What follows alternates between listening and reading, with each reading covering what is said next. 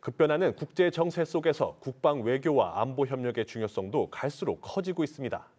한반도를 넘어 미중 관계, 러시아와 우크라이나 전쟁, 그리고 중동과 인도태평양 지역까지 국제 안보 환경은 복합적으로 얽혀 있는데요. 국방부 정책자문위원회 국제정책분과에선 이런 변화에 대응하기 위한 외교 안보 전략과 국제 협력 방향을 논의하고 있습니다. 오늘은 국제정책분과위원인 두진호 한국국가전략연구원 유라시아 연구센터장 모시고 우리 국방외교의 과제와 전략을 짚어봅니다. 안녕하세요. 네, 안녕하세요. 최근 몇 년간 국제 안보 정세가 복잡하게 움직이고 있습니다. 올해도 만만치 않은 해가 될 것 같은데 2026년에 꼭 주목해야 할 국제 안보 정세에는 어떤 것이 있을까요? 네, 우선 가장 주목해야 될 점은 역시 이 우크라이나 전쟁이 아닌가 싶은데요. 이제 오는 2월 24일이면 꼭 4년째가 됩니다. 사실 먼 나라의 전쟁 이야기 같지만 돌이켜보면 2년 전에 북한 특수작전군이 이 우크라이나를 상대로 교전을 하기 위해서 러시아를 돕기 위해서 특수작전군과 나아가서 전투 공병 그리고 군사 건설 인력까지 지금 파병을 했기 때문에 이 전쟁, 이 사건은 한반도와 매우 직결된 사안이고요. 그리고 북한의 러시아에 대한 파병이 장기화되면 장기화될수록 또 전쟁이 장기화되면 장기화될수록 북한의 능력은 또 핵미사일 능력은 고도화될 것이기 때문에 한반도 안보와 매우 직결된 사안이라 이렇게 생각합니다. 다행스러운 것은 트럼프 2기 행정부 출범 이후에 이 전쟁을 어쨌든 빠른 시간 안에 끝내기 위해서 각고의 노력을 하고 있습니다. 이른바 이제 평화 프레임워크라는 것을 제안을 해서 아주 빠른 속도로 미국이 우크라이나와 러시아를 중재해서 빠르면 올해 상반기 내에 늦어도 올해 안에 어떤 형태로든 전쟁을 끝내기 위해서 노력을 하고 있는데요. 아마 이 전쟁이 끝나는 것이 정말 우리 21세기 문명사의 거대한 지정학적 대전환점이 될 걸로 저는 이렇게 좀 전망을 하고 있습니다. 북한과 러시아의 밀착이 우리나라의 주요 관심사가 되고 있습니다. 러시아가 한반도를 통해서 얻고자 하는 것은 무엇이고 또 우리나라와 또 북한과 각각 어떤 관계를 맺으려고 하고 있는지 진단 부탁드리겠습니다. 한반도에서 어떤 영향력을 행사하기 위해서 우크라이나를 침공한 것은 아닙니다만 결과적으로 우크라이나를 침공했고 또 전쟁이 생각만큼 잘 되지 않다 보니까 북한의 도움을 받기 시작을 하면서 그것을 통해서 한반도 지역에 영향력을 행사하고 있는 겁니다. 그래서 우크라이나를 침공함으로써 약화된 이 동아시아 지역, 인도태평양 지역에서 러시아의 영향력을 북한을 통해서 다시 복원하려고 하는 그런 어떤 의도라든지 이런 흐름들이 굉장히 잘 포착이 되고 있고요. 사실은 이제 북한이 러시아에 파병을 했다는 것은 반대로 생각하면 한반도 유사시에 러시아도 한반도에 개입할 수 있다는 것을 사실상 기정사실화했기 때문에 이를테면 북한을 레버리지로 일종의 지렛대를 통해서 한미 동맹이나 혹은 미일 동맹, 한미일 안보 협력에 대해서도 대응하고자 하는 그런 노력들도 반영이 되어 있지 않은가 이렇게 평가합니다. 일단 미중 관계 2026년에 어떻게 가실 걸로 보고 계신지 그리고 또 이제 미중 관계 갈등의 극한이 어떻게 보면은 중국의 대만 침공이 아닌가 싶은데요. 만약에 그런 일이 이루어질 수 있다면 어떤 조건이 형성됐을 때 중국이 대만을 침공할 수 있을지 시기는 어느 정도로 보시는지 저희의 대응 어떻게 해야 되는지 말씀 부탁드리겠습니다. 네, 사실 국제 안보 구조를 결정짓는 두 개의 태양, 패권 국가는 미국과 중국입니다. 두 국가 간에 굉장한 격차가 있었던 그것이 줄어드는 과정에서 패권 경쟁이 심화하고 또 그 패권 구조 안에서 이제 국가들이 줄서기를 하고 있는 그런 상황이 벌어지고 있는 이 모든 현상을 미중 패권 경쟁 혹은 전략 경쟁이라고 얘기를 합니다. 다행스럽게도 지난해 가을이죠. 경주에서 미중 정상회담을 계기로 치고받고 좀 싸우지 말고 치킨 게임 하지 말고 서로를 위해서 그리고 국제사회를 위해서 자유무역을 위해서 일종의 패권 경쟁의 속도를 좀 조절하고자 하는 유예를 하는 데 있어서 합의를 한 겁니다. 그런데 올해 4월이죠. 올해 4월에 이제 도널드 트럼프 미국 대통령이 베이징을 방문해서 미중 정상회담을 갖게 될 텐데 그 결과에 따라서 미중 패권 경쟁의 모습이 결정이 될 것으로 예상이 되고요. 또 미중을 둘러싼 여러 국가들이 있잖아요. 또 그 국가들 또한 경제 안보 측면에서 첨단 기술이라든지 혹은 관세와 같은 여러 현안들로 인해서 또 영향을 받을 것이기 때문에 올해 4월에 있을 미중 정상회담의 결과가 올해 국제 구조에도 상당한 영향을 미칠 걸로 예상을 합니다.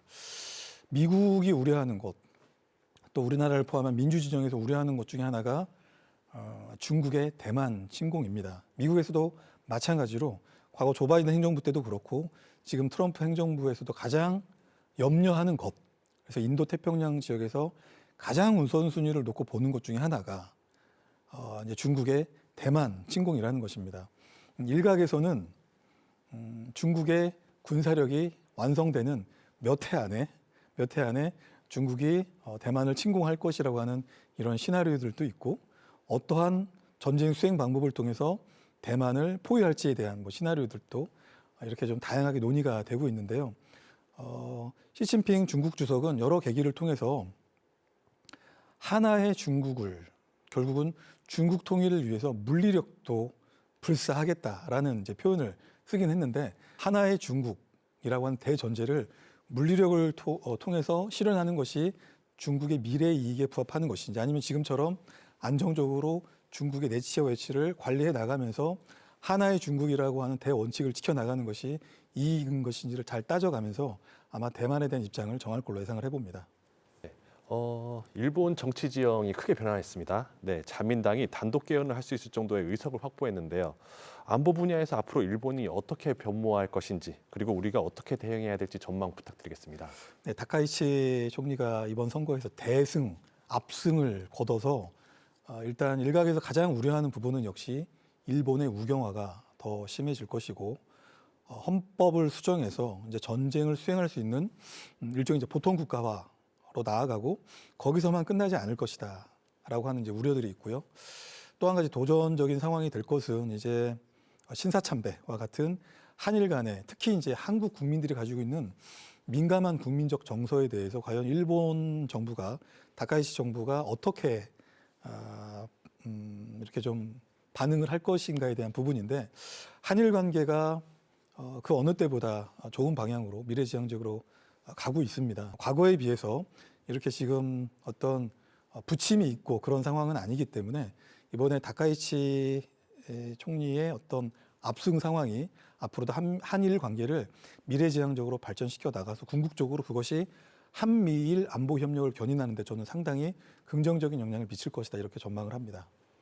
이런 환경 속에서 우리나라가 취해야 할 실용적인 외교 안보 전략은 어떤 방향으로 가야 된다고 보십니까? 저는 우리가 추구해야 될 생존 전략은 철저하게 국익에 기반한 실용 외교가 아닌가, 이렇게 생각을 합니다. 한미동맹 그리고 한미일 안보 협력을 기반으로 해서 건설적인 한중 관계, 미래지향적인 또 한일 관계, 또 한러 관계의 안정적 관리를 통해서 우리 이익을 극대화시키는 것이 저는 적절한 것이고, 이렇게 좀 국제 질서가 굉장히 불확실하잖아요. 또 불안정성이 심화되는 가운데서는 결국은 그 국가의 국익과 실용을 기초로 자각 능력을 극대화하고 또 자율성을 키워나가는 것이 어느 때보다 중요하다고 생각합니다. 네, 최근에는 군사 협력을 넘어서 방산과 기술 협력까지 국방위기 범위가 점점 확대되고 있는데요. 국제정책 분과에서는 이 같은 국방 외교의 확장 흐름을 어떻게 보고 있고, 또 어떤 부분에 중점을 두고 자문을 하고 계십니까? 사실 지금처럼 K방산이 호황을 맞고 있는 이런 상황에서 국제 분과에서도 그런 부분들에 많이 관심을 가지고 있는데요.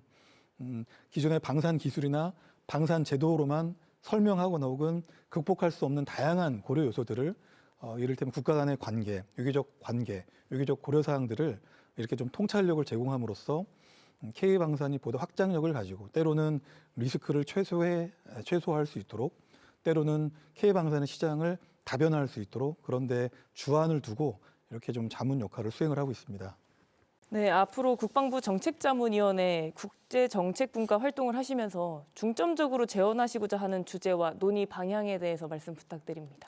우리 국방부는 사실은 현안 위주로 이렇게 대응을 하다 보니까 약간 중장기적으로 어떤 사안을 통찰력 있게 미리미리 예측하고 또 대응하기 위한 여러 매뉴얼이라고 할까, 이런 걸 준비하는 데 굉장히 어려움을 많이 겪고 있습니다. 그런 어려움들에 비춰볼 때 또 자문위원들이 해야 될 부분들은 저희들은 조금 더 긴 호흡을 가지고 한 달 혹은 올해 연내에 발생 가능한 여러 동맹 이슈들, 동맹 현안을 포함해서 주변 사관과의 관계, 혹은 K방산의 보다 더 고도화, 활성화를 위해서 어떻게 국방 교류 협력을 고도화시켜 나갈지에 대한 이런 통찰들을 국방부가 잘 보지 못하는 혹은 볼 수는 있으나 여러 가지 현안들 때문에 이렇게 좀 묻혀 있는 그런 부분들을 좀 집중적으로 들여다보고 또 연구를 통해서 기회 될 때마다 이렇게 좀 같이 그런 고민들을 나누어서 정말 국방 교류 협력에 도움이 될 수 있도록 그렇게 자문을